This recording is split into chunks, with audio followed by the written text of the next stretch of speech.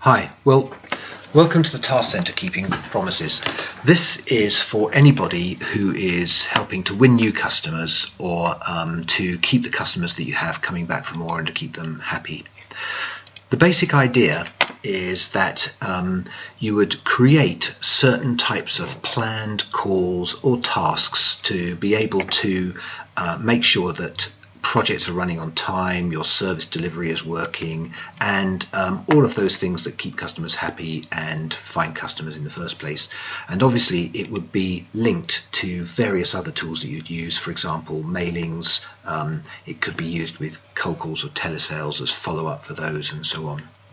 To start off with, what I was going to do was I was just going to show you where it is, how it works very briefly.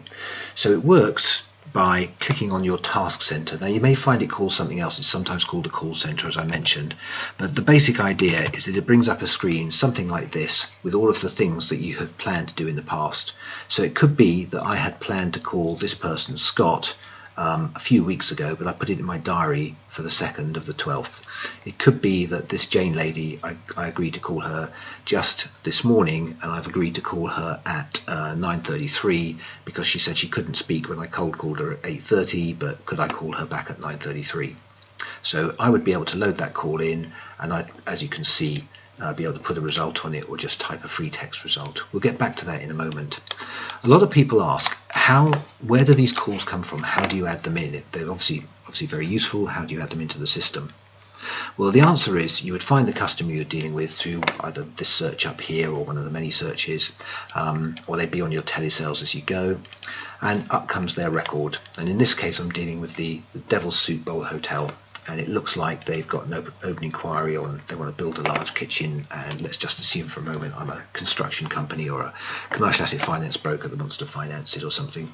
So let's say there's James Smith and Jimmy Goulash, and that Julie Goulash is the guy who looks after accounts. It's very easy to go to notes and to add a new call. So a new call for Jimmy Goulash would be for, let's say I'm logged in as administrator, but I could make it for Charlotte Burton, and the call reason could be to follow up on the paperwork or whatever it was. Now if I click save to Outlook, then that will save it in my Outlook, which is pretty cool. This little screen here comes up and says, do I want to save that in my Outlook? And that's for 1940 tonight. So clearly that's not going in my Outlook, but it would do. Obviously I could have put that for 10 o'clock tomorrow morning. I could have changed the date and so on. Now back in the TaskCentre, my tasks won't have changed because I'm logged in as administrator. But if I have task admin and if I can see Charlotte Burton's tasks, then it looks like I can see the tasks that we've created for Charlotte Burton. So that means I can transfer one call or all of her calls if she was to go off sick or go on holiday. Any promises, any important ones like these red ones that she has made, I can transfer across to my account or to one of her colleagues. Likewise, if I work with Charlotte and Charlotte wants to suddenly see an opportunity to go off for a long weekend, she can chuck a couple of these those calls into my call center, where obviously colleagues would need to have each other's agreement to do that. So back to the old slidies. It works with cold calls, obviously. Wherever I've left my cold calls, I'm not quite sure why the refresh hasn't worked there. Let me just see if I can do this. Good, not seen that happen before. It's machine getting tired.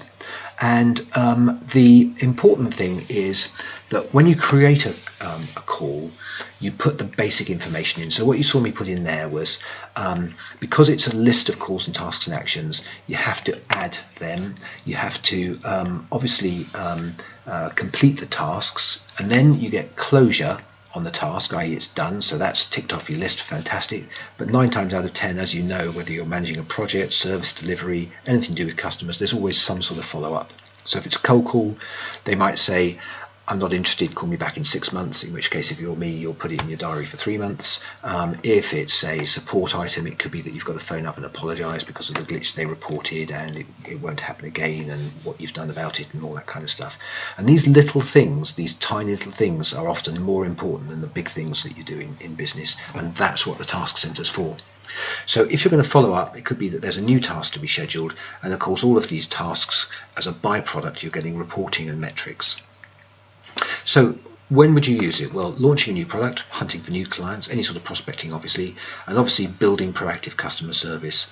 There's lots and lots of delivery and operational reasons that you would use call centres, because remember, these little things make such a difference. They can be, if you forget to do something that you promised to do, i.e. to call a customer back, it can be a big deal for the customer, big problem, and it may not have been anything big in your mind, but they will remember those things. I think we all do.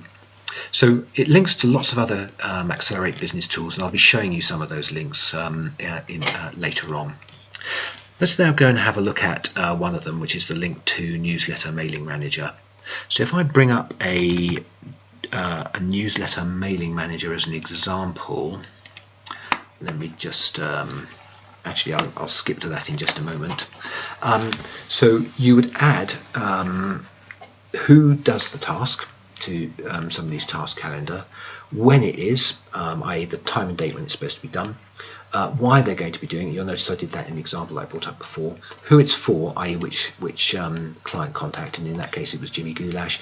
And then the results will be recorded after the call. So if I've made something in a week's time, then in a week's time when it pops up in my call center, I'll record the results, either from a list of valid results that my manager's put into the drop-down list, or more likely I'll type a short note, and then I can save and close the call, or I can reschedule it, or I can save it and schedule it. And the idea of saving and scheduling the next follow-up is that goes down as 2 call results, and that obviously looks good in front of my manager for my call metrics. And of course the main idea of this is that it is very different to cold calls. You can start with just a list of cold calls. It's very different from newsletters, where again you start with a list and you mail those people.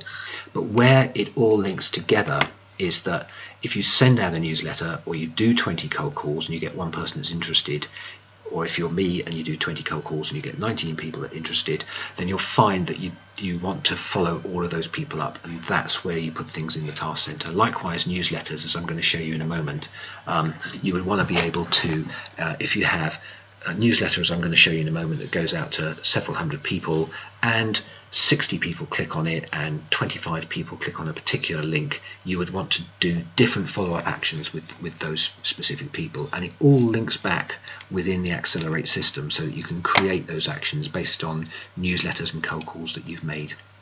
Here's an example from a real mail shop. We sent this one out to commercial asset finance brokers, and as you can see, we sent out 359. 3 emails failed over here on the left, 63 were viewed, and I've picked 2 of the links that I'm interested in from all of the links here, and I've said show me all the people that clicked on that. Obviously I've removed the private data, and you can see I've got 3 choices here. A, I can mark those contacts for follow-up, and it marks a specific lookup. I could create something and add it to my telesales list by ticking that box and hitting save. And then, well, I could, or follow up, this follow-up button here, or I've actually ticked it and created this call, and I could select a colleague from this click down here to follow up on the call on a specific date. So I might say on the 31st, I would like this colleague that I bring from this drop down list to do a follow up on new business call title, and that will shove them into his or her call center. All good stuff.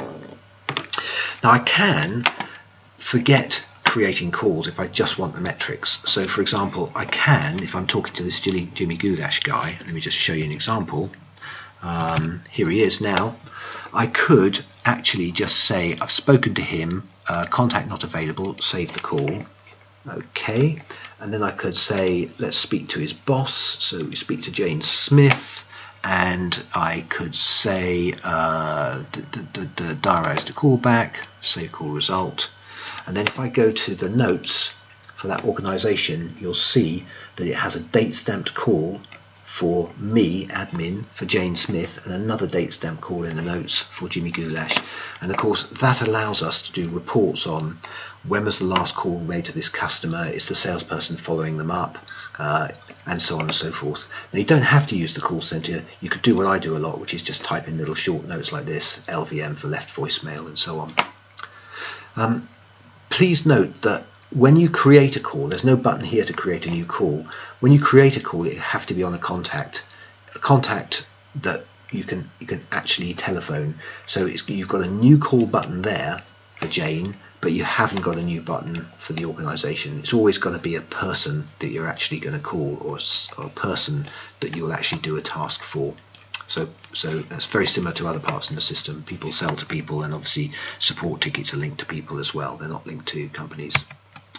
So if this will come back, you can see these are the list of results, and of course your business chooses what results those are, because they'll be very different to the demo system here and to the results that we'd have. So as you can see, I could call Jimmy a few times and I could record those metrics, as you can see on this screenshot here. So I can be the sort of sales rep that's doing an awful lot of calls, and that's very different if I'm doing well to the sort of sales rep who's not doing very many calls. Two sales reps that are doing well, it probably doesn't matter how many calls they're making, but if you have a sales rep that's doing badly, you want to know whether he's working hard and just had bad luck, or whether he's perhaps needs some coaching, let's just say.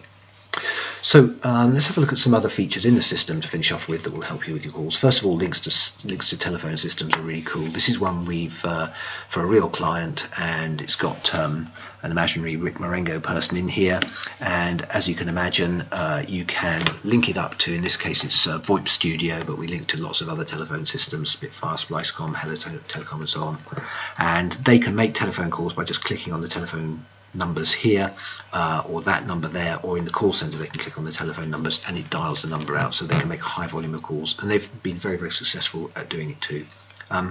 In financial services, we also have tabs along here so that you can record the calls and you can listen to them again for audit purposes. This is a real live AXLR8 incoming call, and because it comes from one of our clients, I can see all the contacts there, all the jobs and support tickets we've got them, and I can also see their invoices and their bad debts and good debts, and what they've paid and what they haven't paid, and so on. Likewise, as I mentioned, the